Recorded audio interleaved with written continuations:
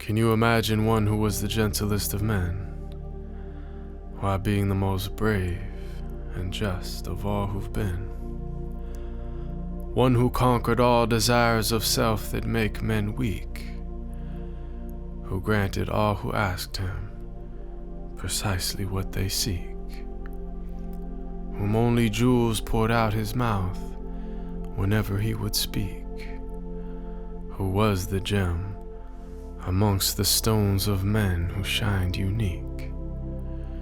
a selflessness and generosity that some would say was merely myth until they'd seen the lovers of his way, who used to mend his sandals and used to patch his clothes, who used to serve his family whenever he was home, who had a noble shyness, not gazing long upon a face, who honored all he ever met, be they king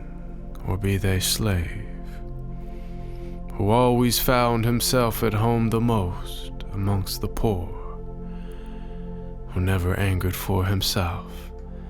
but only for his Lord, always just, always truthful, conscious of the one,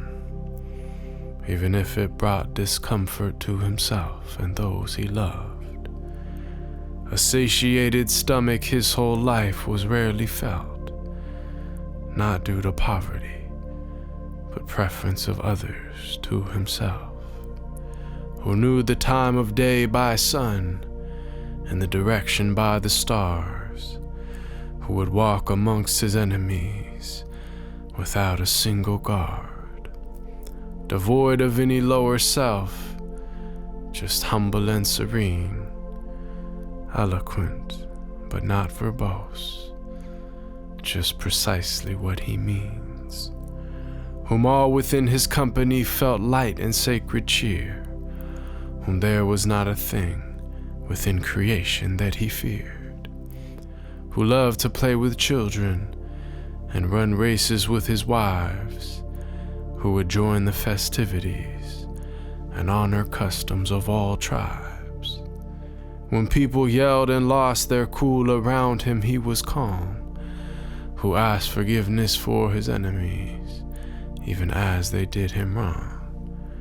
who kept a goat he'd milk himself for people in his house, whose wives, when asked about him, said he was the perfect spouse, who never looked down on a pauper or flattered once a prince, but called every soul unto the one without even a flinch.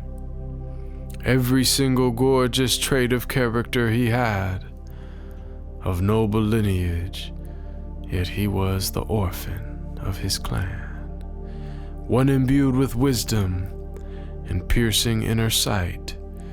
yet he was the unlettered one who would neither read nor write. All knowledge and trait of character unflawed were placed inside his very being directly by Allah. The way to salvation and triumph after death,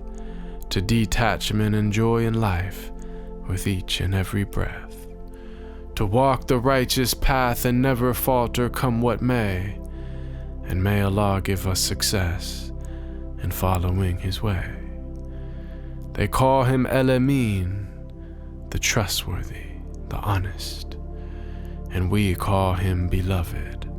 our master, Muhammad.